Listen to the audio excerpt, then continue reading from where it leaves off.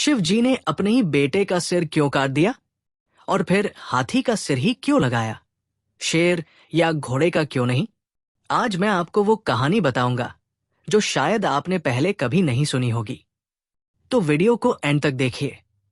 दोस्तों, गणेश जी की कहानी तो सभी जानते हैं, लेकिन इस कहानी में कुछ ऐसे राज छुपे हैं जो बहुत कम लोग जानते हैं। माता पार्वती ने गणेश जी को अपने शरीर के मैल से बनाया था। हाँ, आपने सही सुना। उपटन लगाते समय जो मैल निकला, उससे एक बालक का रूप दिया और उन्हें जीवन दे दिया। एक दिन माता पार्वती नहा रही थी और गणेश जी दरवाजे पर पहरा दे रहे थे। छोटा बालक, निडर और माता के आदेश का पालन करने वाला। तभी भगवान शिव आ गए। वो कई साल बाद तपस्या से लौटे थे। उन्हें पता भी नहीं था कि पार्वती के कोई बेटा है। गणेश जी ने उन्हें रोक लिया। रुकिए, मेरी माता अंदर है, आप नहीं जा सकते। शिव जी चौंक गए। ये बालक मुझे रोक रहा है, मैं इस घर का स्वामी हूं। लेकिन गणेश जी नहीं माने। माता ने कहा था, कोई भी नहीं तो कोई भी नहीं। शिव जी को गुस्सा आ गया। उन्होंने अपने गणों को आदेश दिया इस बालक को हटाने का। लेकिन छोटे गणेश ने सबको धूल चटा दी। ये देखकर शिव जी और भी गुस्सा हो गए। त्रिशूल उठाया और एक ही वार में गणेश जी का सिर धड़ से अलग। अब देखिए क्या हुआ। जब पार्वती जी बाहर आई और अपने बेटे को देखा तो रो पड़ी।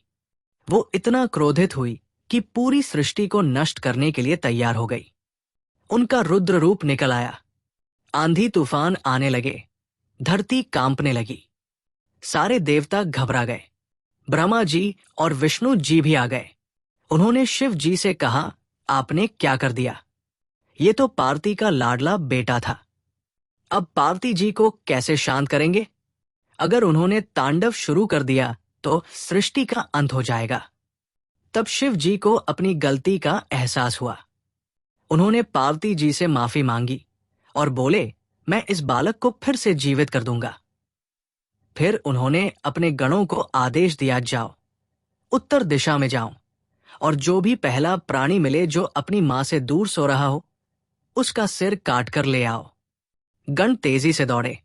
उत्तर दिशा शुभ मानी जाती है। वहां उन्हें एक हाथी का बच्चा मिला जो अपनी मां से दूर पेड़ के नीचे सो रहा था। उसका सिर काट लाए। शिव जी ने वो सिर गणेश के धड़ पर रखा और जीवन दे दिया। लेकिन सवाल ये है, हाथी का ही क्यों? शेर, घोड़ा या कोई और जानवर क्यों नहीं? दोस्तों, असली रहस्य यहां है। पहला, हाथी बुद्धि का प्रतीक है। गणेश जी विद्या के देवता है, ज्ञान के देवता है, इसलिए हाथी का सिर परफेक्ट था। दूसरा, हाथी की सूंड टेढ़ी होती है। यह बताता है कि जीवन भी टेढ़ा है, सीधा नहीं।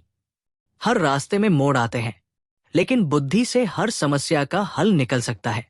तीसरा, हाथी के बड़े कान हैं, मतलब ज्यादा सुनो, कम बोलो। ये ज्ञान का पहला नियम है। जितना सुनोगे उतना सीखोगे। चौथा, हाथी का छोटा मुंह है लेकिन बड़ा पेट, मतलब कम बोलो पर सब समझ लो। सब ज्ञान अपने अंदर समा लो।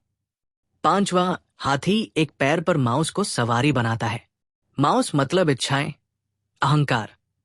गणेश जी इन सब पर नियंत्रण रखते हैं, इसलिए शिव जी ने हाथी का सिर लगाया।